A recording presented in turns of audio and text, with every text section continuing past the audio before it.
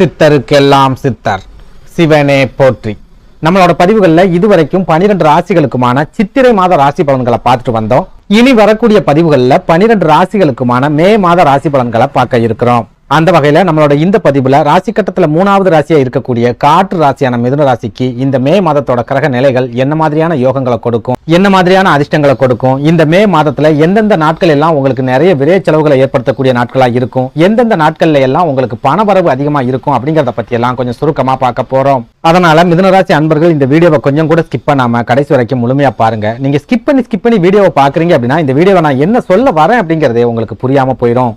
அதனால தயவு செஞ்சு வீடியோவை ஸ்கிப் பண்ணாம கடைசி வரைக்கும் முழுமையா பாருங்க. அதுக்கு முன்னாடி நம்ம சேனலை நீங்க இப்பதான் முறையா பாக்குறீங்க அப்படின்னா தயவு செஞ்சு சப்ஸ்கிரைப் பண்ணிக்கோங்க. வீடியோ உங்களுக்கு பிடிச்சிருந்தா மறக்காம அந்த லைக் பட்டனையும் தட்டி விட்டுருங்க. அதை விட முக்கியமா உங்களை மாதிரியே அதிர்ஷ்டமே இல்லாத ஒரு வாழ்க்கையை வாழ்ந்துட்டு வரக்கூடிய மிதுனராசிக்காரங்க உங்க நட்பு வட்டாரத்திலேயோ அல்லது சொந்த பந்தத்திலேயோ இருக்காங்க அப்படின்னா அவங்களுக்கு இந்த வீடியோவை மறக்காம ஷேர் பண்ணி விட்டுருங்க. மிதுனராசியை பொறுத்த வரைக்கும் ஆதரவு கிடைக்காத ஒரு ராசி அப்படின்னு சொல்லலாம். அதாவது இவங்களுக்கு பெற்றவங்க கிட்ட இருந்தும் ஆதரவு கிடைக்காது, வாழ்க்கை துணை கிட்ட இருந்தும் ஆதரவு கிடைக்காது, சொந்த பந்தங்கள் கிட்ட இருந்தும் ஆதரவு கிடைக்காது, நண்பர்கள் கிட்ட இருந்தும் பெரிய அளவுல ஆதரவு அப்படிங்கிறது இவங்களுக்கு கிடைக்காது. எந்த ஒரு முயற்சியை எடுக்கிறதா இருந்தாலும் சரி மிதுனராசிக்காரங்க தனியா தான் எடுத்தாகணும், தனியா தான் போராடி ஆகணும். எவ்வளவு பெரிய சோதனைகளா இருந்தாலும் சரி இவங்க தனியா தான் சந்திச்சாகணும். நண்பர்கள், சொந்த பந்தங்கள், உறவுகள் அப்படின்னு நிறைய பேர் இருந்தாலுமே யாருமே இவங்களுக்கு ஆதரவா இருக்க மாட்டாங்க, இவங்களுக்கு உதவிகளையும் செய்யறதுக்கு வர மாட்டாங்க. இதுல கொடுமையான விஷயம் என்ன அப்படின்னா பெரும்பாலான மிதுனராசிக்காரங்களை அவங்க குடும்பத்துல இருக்கிறவங்களே புரிஞ்சுக்க மாட்டாங்க, அவங்க வாழ்க்கை துணையே இவங்களை புரிஞ்சுக்க மாட்டாங்க, பெத்தவங்க கூட இவங்களை புரிஞ்சுக்காம இவங்க மனசை காயப்படுத்திக்கிட்டே தான் இருப்பாங்க. அதே சமயம் ஒரு சில நண்பர்கள் மட்டும் இவங்களை பத்தி நல்லாவே புரிஞ்சு வச்சிருப்பாங்க. ஆனாலும் அந்த நண்பர்கள் இவங்களுக்கு ஒரு பிரச்சனைன்னு வரும்போது உதவிக்கு வந்து நிக்க மாட்டாங்க. சுருக்கமா சொல்லணும் அப்படின்னா வேலை தேடுறதா இருந்தாலும் மிதுனராசிக்காரங்க தனியா தான் வேலை தேடுவாங்க, தொழில் ஆரம்பிக்கிறதா இருந்தாலும் சரி தனியா தான் முயற்சி பண்ணுவாங்க, இருக்கிற தொழிலை விரிவுபடுத்துறதா இருந்தாலும் சரி அல்லது தொழிலை வேற இடத்துக்கு மாத்துறதா இருந்தாலும் சரி இவங்க தனியாவே தான் போராடிக்கிட்டு இருப்பாங்க. இவங்களுக்கு யாருக்கிட்ட இருந்தும் உதவிகள் அப்படிங்கிறது கிடைக்காது. இன்னும் ஓப்பனா சொல்லணும் அப்படின்னா இவங்க ஒரு காரியத்துல இறங்குறாங்க அப்படின்னா இதெல்லாம் உனக்கு தேவையில்லாத வேலை, இதெல்லாம் உன்னால ஜெயிக்கவே முடியாது அப்படின்னு சொல்றதுக்கு தான் ஆட்கள் இருப்பாங்களே ஒழிய உன்னால இதை கண்டிப்பா செய்ய முடியும் அப்படின்னு இவங்களை என்கரேஜ் பண்றதுக்கோ அல்லது உதவிகளை செய்யறதுக்கோ இவங்க பக்கத்துல யாருமே இருக்க மாட்டாங்க. சுருக்கமா சொல்றதா இருந்தா மிதுனராசிக்காரங்க மகிழ்ச்சியாகவும் செல்வ செழிப்பாகவும் இருக்காங்க அப்படின்னா இவங்களை சுத்தி நிறைய சொந்த பந்தங்கள் இருப்பாங்க, நண்பர்களும் இருப்பாங்க, உறவுக்காரங்களும் இருப்பாங்க. அதே நேரம் மிதுனராசிக்காரங்க கஷ்டப்பட்டுட்டு இருக்காங்க அப்படின்னா இவங்களை சுத்தி உறவுகள் இருக்க மாட்டாங்க, சொந்த பந்தங்கள் இருக்க மாட்டாங்க, நண்பர்கள் மட்டும்தான் இருப்பாங்க. அந்த நண்பர்கள் மூலமாவும் இவங்களுக்கு பெரிய வகையில உதவிகள் அப்படிங்கிறது கிடைக்காது, பிரயோஜனமும் இருக்காது. இப்படி உதவிகள் எதுவுமே கிடைக்காத காரணத்தாலேயே பெரும்பாலான மிதுனராசிக்காரங்க ஒரு மந்தமான வாழ்க்கையை தான் வாழ்ந்துட்டு வருவாங்க. இவங்க வாழ்க்கையில திடீர் முன்னேற்றங்கள், திடீர் அதிர்ஷ்டங்கள் அப்படிங்கிறது எப்பவுமே கிடைக்காது.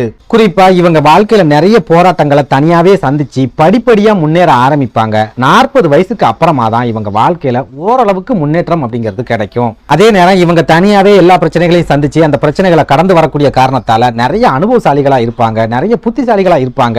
எவ்வளவு பெரிய நெருக்கடியான சூழலையும் பதட்டப்படாம முடிவுகளை எடுப்பாங்க. அதுலயும் முக்கியமா தீர்க்கவே முடியாத ஒரு சில பிரச்சனைகளை கூட மிதுனராசிக்காரங்க கிட்ட கொண்டு போனா ரொம்ப சுலபமா அந்த பிரச்சனையை இவங்க தீர்த்து வச்சிருவாங்க. அந்த அளவுக்கு இந்த வாழ்க்கை மிதுனராசிக்காரங்களுக்கு நிறைய அனுபவத்தையும் புத்திசாலித்தனத்தையும் கொடுத்திருக்கு அப்படின்னு சொல்லலாம். அதே நேரம் மிதுனராசிக்காரங்களோட வாழ்க்கையில கடந்த 2-3 வருஷத்தை எடுத்துக்கிட்டோம் அப்படின்னா நிறைய போராட்டமான காலகட்டமா இருந்திருக்கு, நிறைய சோதனைகளை சந்திச்சிருக்காங்க. பெரும்பாலான மிதுனராசிக்காரங்க உடல் ஆரோக்கியத்தை இழந்திருக்காங்க. ஒரு சில மிதுனராசிக்காரங்க கடன் சம்பந்தமான பிரச்சனைகள்ல சிக்கி சொத்துக்களையும் தங்க நகைகளையும் பறிகொடுத்துட்டு நிக்கிறாங்க. இன்னும் ஒரு சிலர் பல வருஷமா பார்த்துக்கிட்டு இருந்த வேலையை ஒரே நாள்ல பறிகொடுத்துட்டு அடுத்ததான் நம்ம வாழ்க்கையில என்ன செய்ய போறோம் அப்படிங்கறதே தெரியாம ஒரு குழப்பமான மனநிலைமையில இருக்காங்க அப்படின்னு சொல்லலாம். அதே சமயம் ஒரு சில மிதுனராசிக்காரங்களோட வாழ்க்கையில சமீப காலமா சின்ன சின்ன மாற்றங்கள் அப்படிங்கிறது வர ஆரம்பிச்சிருக்கு அப்படின்னு நம்மளால சொல்ல முடியும். குறிப்பா வேலைகளை இழந்து தவிச்சிட்டு வந்த மிதுனராசிக்காரங்களுக்கு கடந்த 2-3 மாசத்துல வேலை வாய்ப்புகள் அப்படிங்கிறது கிடைக்க ஆரம்பிச்சிருக்கு. தொழில ஓரளவுக்கு முன்னேற்றங்கள் அப்படிங்கிறது கிடைக்க ஆரம்பிச்சிருக்கு. அதுலயும் முக்கியமா ஒரு சில மிதுனராசிக்காரங்களை அவங்க குடும்பத்துல இருக்கிறவங்க சமீப காலமா புரிஞ்சுக்கவும் ஆரம்பிச்சிருக்காங்க அப்படின்னு சொல்லலாம். இப்படி ஒரு சூழல்ல இந்த மே மாதத்தோட கிரக நிலைகள் மிதுனராசிக்காரங்களோட வாழ்க்கையில என்ன மாதிரியான முன்னேற்றத்தை கொடுக்கும், என்ன மாதிரியான யோகங்களை கொண்டு வரும் அப்படிங்கறத பத்தி பார்க்கலாம். அந்த வகையில இந்த மே மாதத்தோட கிரக நிலைகளை ஆராய்ச்சி பார்க்கும்போது மிதுனராசிக்காரங்களுக்கு சிறப்பான பணவரவை கொடுக்கக்கூடிய ஒரு மாதமாவே இந்த மே மாதம் இருக்க போகுது. குறிப்பா உங்களோட தொழில் வளர்ச்சி அப்படிங்கிறது இந்த மே மாசத்துல ரொம்பவே சிறப்பா இருக்கும். உத்தியோகத்திலையுமே உங்களுக்கு பெரிய அளவுக்கு நெருக்கடி இல்லாம ஓரளவுக்கு முன்னேற்றங்களை கொடுக்கக்கூடிய காலகட்டமாவே இந்த மே மாதம் இருக்கும். அதே நேரம் குடும்ப வாழ்க்கை, சொந்த பந்தங்கள், உறவுகள் அப்படின்னு வரும்போது கண்டிப்பா ஒரு சில சிக்கல்கள் அப்படிங்கிறது இந்த மே மாசத்துல இருக்கும். பெரும்பாலான மிதுனராசிக்காரங்களுக்கு சொந்த பந்தங்கள் கூடயும் வாழ்க்கை துணை கூடயும் சண்டை சச்சரவுகள் ஏற்படக்கூடிய ஒரு காலகட்டமாவே இந்த மே மாதம் இருக்க போகுது. அதாவது இந்த மே மாதத்தோட தொடக்கத்திலேயே குரு பகவான் உங்களோட விரயஸ்தானமான ரிஷப ராசிக்கு பயிற்சி ஆகிறார். இதனால என்ன ஆகும் அப்படின்னா மிதுன ராசிக்காரங்க கண்டிப்பா நிறைய விரய செலவுகளை சந்திப்பீங்க. சமாளிக்க முடியாத அளவுக்கு நிறைய செலவுகள் அப்படிங்கிறது உங்களுக்கு தொடர்ச்சியா ஏற்படும். ஒரு சில மிதுன ராசிக்காரங்களுக்கு செலவுகளை சமாளிக்கிறதுக்காக கடன் வாங்க வேண்டிய ஒரு சூழலும் இந்த மே மாசத்துல கண்டிப்பா ஏற்படும். அதே நேரம் குரு பகவான் முழு சுபகிரகம் அப்படிங்கறதால பெரும்பாலான செலவுகள் உங்களுக்கு சுப விரய செலவுகளாகவே இருக்கும். குறிப்பிட்டு சொல்லணும் அப்படின்னா உங்க வீட்டுல திருமணம் மாதிரியான சுப காரியங்களை பேசி முடிக்கிறதுக்கும் சுப காரியங்களை நடத்துறதுக்கும் அதிகமான வாய்ப்புகள் அப்படிங்கிறது இருக்குது. திருமணம் ஆகாம தவிச்சிட்டு வரக்கூடிய மிதுன ராசிக்காரங்களுக்கு இந்த காலகட்டத்தில் திருமண வாய்ப்புகள் அப்படிங்கிறது கைகூடி வரும். உங்க குடும்பத்துல கண்டிப்பா திருமணம் சம்பந்தமான செலவுகள் ஏற்படும். அதே போல நீங்க காதல் உறவுல இருக்கீங்க அப்படின்னாலும் அந்த உறவை திருமண உறவா மாத்திக்கக்கூடிய ஒரு அற்புதமான காலகட்டமாகவும் இந்த மே மாதம் இருக்க போகுது.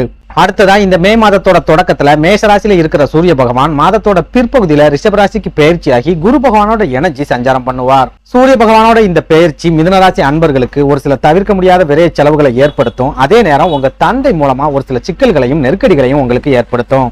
குறிப்பா உங்க தந்தைக்கும் உங்களுக்கும் சின்ன சின்ன வாக்குவாதங்கள் ஏற்படலாம், மனக்கசப்புகள் ஏற்படலாம், ஒருத்தர் புரிஞ்சுக்காம போகலாம். உங்களுக்கும் உங்க தந்தைக்கும் சொத்து சம்பந்தமான வில்லங்கங்கள் ஏற்படலாம். தந்தை வழி உறவுகள் மூலமா ஒரு சில சிக்கல்களை நீங்க சந்திக்க வேண்டியது வரலாம். இதெல்லாம் விட முக்கியமா உங்களோட தம்பி தங்கைகள் மூலமாவும் நீங்க ஒரு சில பிரச்சனைகளையும் போராட்டங்களையும் சந்திக்கக்கூடிய ஒரு காலகட்டமாவே இந்த மே மாதம் அப்படிங்கிறது இருக்க போகுது.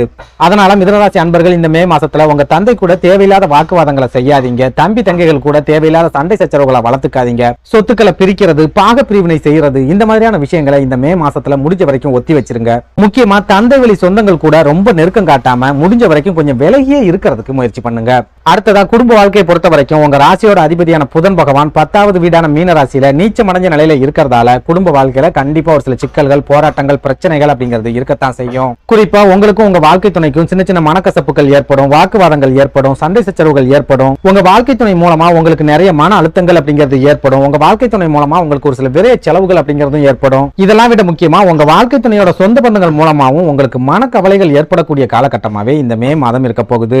அதனால மிதுனராசி அன்பர்கள் இந்த மே மாசத்துல சொந்த பந்தங்கள் கிட்ட இருந்து எந்த விதமான உதவிகளையும் எதிர்பார்க்காதீங்க. தாய் வழி சொந்த பந்தமா இருந்தாலும் சரி, தந்தை வழி சொந்த பந்தமா இருந்தாலும் சரி, அல்லது உங்க வாழ்க்கை துணை வழி சொந்த பந்தமா இருந்தாலும் சரி, ரொம்ப அதிக அளவுல நெருக்கம் காட்டாதீங்க. கொஞ்சம் விலகியே இருக்க பழகுங்க. அதுலயும் முக்கியமா உங்க சொந்த பந்தங்களோட சுபகாரிய நிகழ்ச்சிகள்ல கலந்துக்கிறீங்க அப்படின்னா 10ஓட 11 நின்னுட்டு வந்துருங்க. எந்த ஒரு காரியத்தையும் முன்னு நின்று எடுத்து செய்யாதீங்க.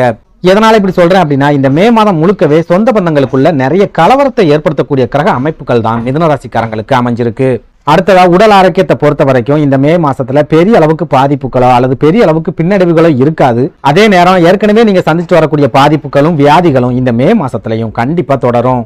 அதனால கொஞ்சம் கூட யோசிக்காம உங்களோட உடல் ஆரோக்கியத்துல அதிகபட்ச கவனத்தை செலுத்துங்க. முறையான மருத்துவ சிகிச்சையை இடைவிடாம எடுத்துக்க முயற்சி பண்ணுங்க.